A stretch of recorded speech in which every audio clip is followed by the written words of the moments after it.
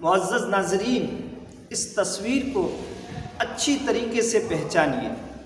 یہی وہ لوگ ہیں جب حضور علیہ الصلاۃ والتسلیم کی ولادت کے موقع پر خوشی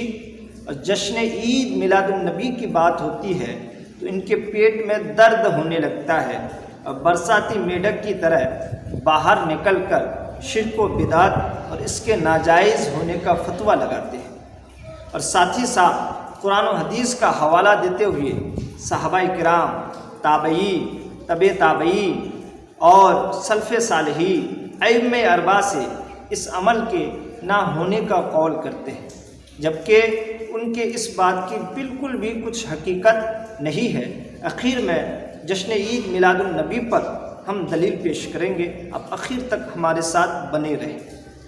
17 ستمبر کہ جس دن ہندوستان کے کروڑوں نوجوان راشٹریہ بے روزگار دیوس منا رہے تھے،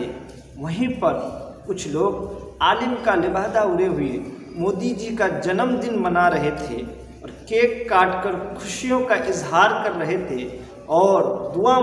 ان کے صحت و تندرستی کی دعا مانگ رہے تھے۔ یہ کوئی پہلا واقعہ نہیں ہے، تعجب کرنے کی کوئی ضرورت نہیں ہے۔ اس طرح کے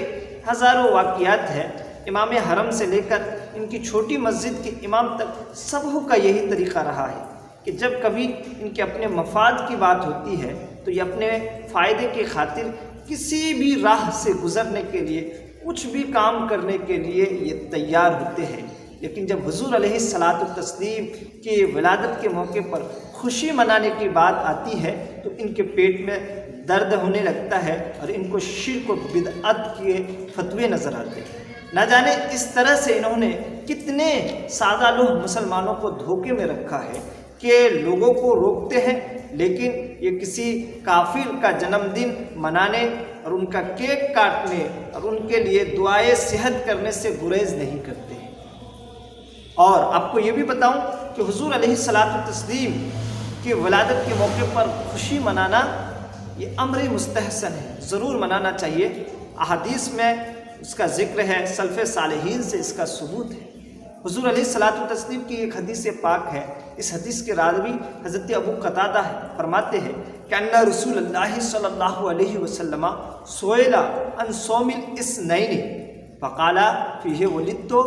وفیہ انزل علی، کہ نبی کریم صلی اللہ تعالیٰ علیہ وسلم سے سوموار کے دن روزہ رکھنے کے بارے میں دریافت کیا گیا تو حضور علیہ الصلاۃ والتسلیم نے ارشاد فرمایا کہ اسی دن میں پیدا ہوا اور اسی دن مجھ پر پہلی وحی نازل ہوئی۔ اور 9ویں صدی کے مشہور محدث حضرت جلال الدین سیوطی رحمۃ اللہ تعالیٰ علیہ اپنی کتاب میں لکھتے ہیں کہ حضور علیہ الصلاۃ والتسلیم نے جانور ذبح کر کے اپنی ولادت کی خوشی کا اظہار کیا، اور ان کے علاوہ بہت ساری دلیلیں موجود ہے، لیکن یہاں پر ہمیں ان کا چہرہ بے نقاب کرنا تھا، اس لیے آپ کی خدمت میں حاضر ہوا۔ السلام علیکم ورحمۃ اللہ وبرکاتہ۔